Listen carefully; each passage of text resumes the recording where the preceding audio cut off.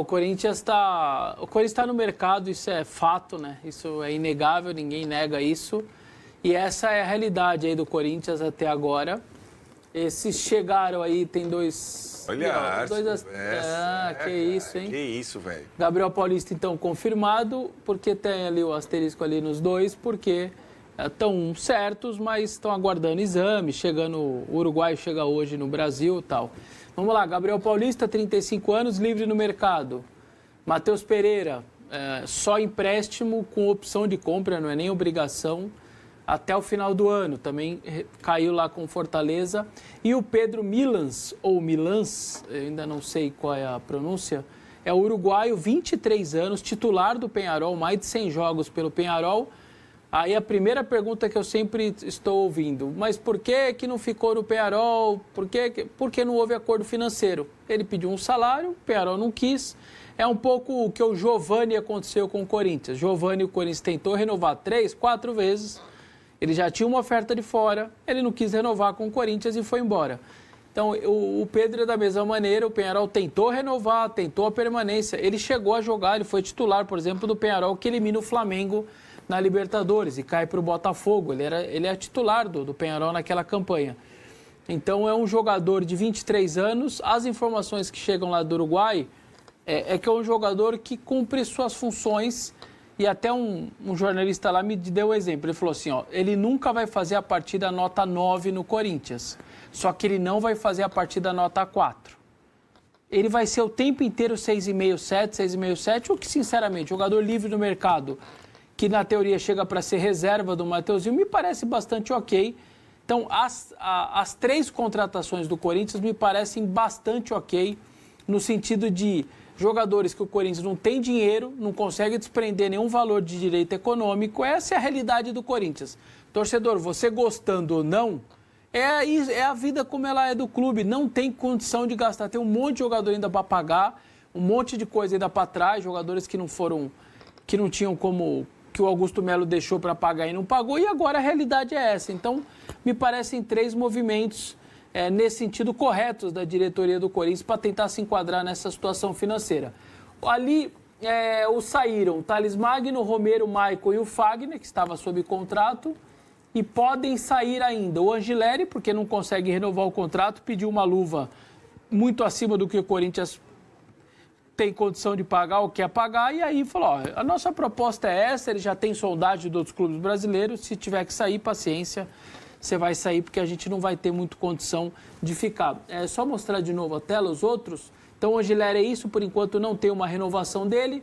Félix Torres é caminho do Inter, a coisa está desenrolando ali para ele ser jogador do Inter, por isso que o Corinthians também trouxe o Gabriel. Então, o Félix vai ser emprestado para o Inter. O Kaká, o Atlético Paranaense tem interesse. Já jogou lá? Já jogou lá e tudo mais, então pode ser que saia também. O Alex Santana, o Hector Hernandes e o Renato, que era o menino da base que estava emprestado no Atlético Goiânia, está ali à disposição, pintando o clube, sobretudo na parte financeira, aceitando pagar salário e tal. O Corinthians estão até treinando em horário separado. Então, essa é a realidade do Corinthians, que agora também está tentando o Caio César, 21 anos apenas, está lá no Al Hilal, mas joga o Malcom, joga os outros jogadores, ele nunca joga. Então, fez bons jogos pelo Curitiba, tal, na época, foi embora. E agora podendo voltar por empréstimo também, obviamente o Corinthians não vai conseguir contratar ele do Al Hilal, nada. Se eu não me engano, o Al Hilal pagou quase 20 pau, 15 milhões de euros na época, uma coisa meio maluca e tal. E o Corinthians vai estar tentando um empréstimo também do Caio César e tem o Cauã, tem informação do nosso colega Pedro Ramiro. O Cauã é um volante do América Mineiro, 21 anos, mas deixa eu até pegar o sobrenome dele, Cauã Diniz, ele é muito jovem também, só que o scout do Botafogo chegou um pouco antes, a negociação com o Botafogo já está um pouco mais adiantada.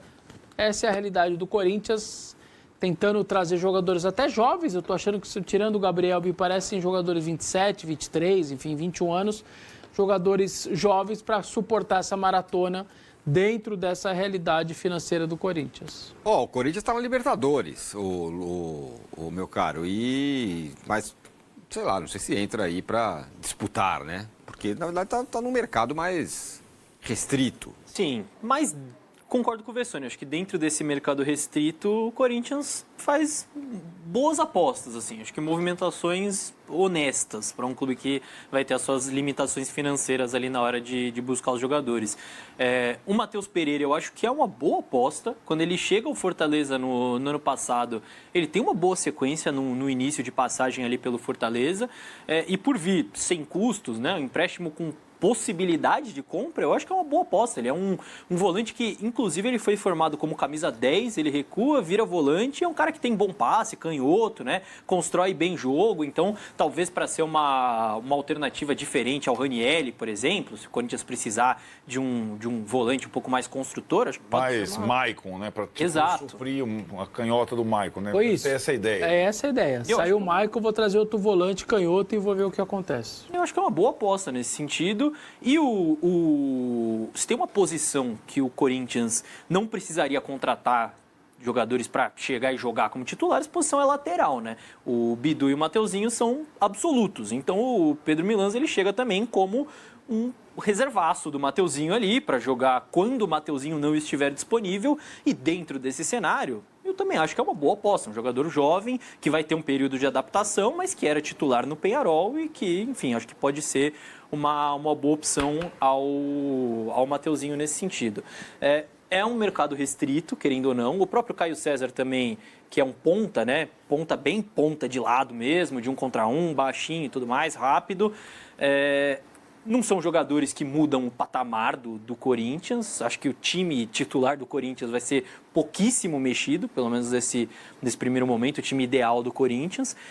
Mas, dentro dessa realidade, eu acho que são movimentações que complementam ali o elenco. Ainda falta mais coisa, mas acho que são apostas interessantes. O Black Vader está aqui no nosso chat no YouTube e fala, é por isso que eu digo, para fazer essa xepa em fim de feira, porque não usar a base. O Corinthians foi eliminado ontem, né, da Copinha pelo Guarani. Pelo Guarani.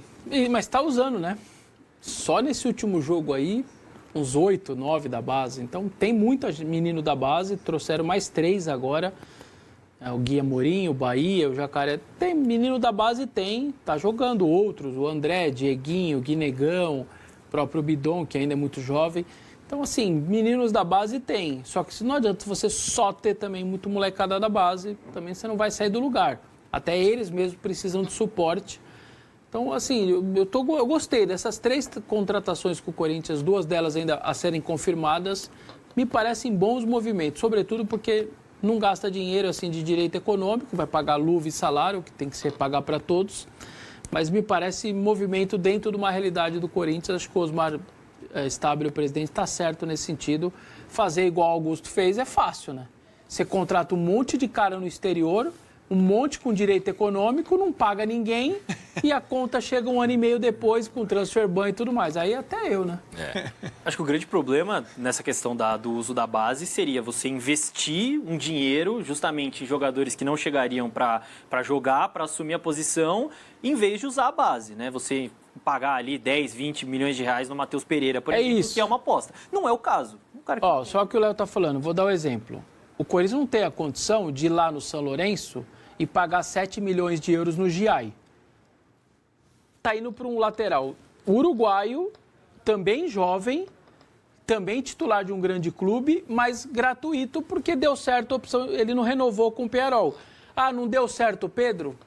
É muito melhor não dar certo um cara de 0 do que de 7 milhões de euros. Então, nesse sentido, acho que o Corinthians, o movimento é bom, Arnaldo. Eu também acho. Você falou um negócio mais cedo, Arnaldo, em outro CNPJ, que o Corinthians está numa temporada, ele foi campeão, ganhou 2 vezes do Palmeiras, aquela coisa no passado, então ele já não é que ele está pressionado nem nada. Ele pode escolher objetivos, tipo Supercopa contra o Flamengo, e por aí vai. O Corinthians tem um time com esse perfil, um técnico com esse perfil. O ano passado foi assim também. Então, é isso. Entre o Paulistinha, com todo respeito, que o Corinthians já conquistou, né? Ainda mais nesse formato, e o jogo do Flamengo na Supercopa, o Corinthians vai com tudo na Supercopa. Né? Não que o Flamengo não vá fazer isso também, porque o Flamengo no estadual também não vai ser...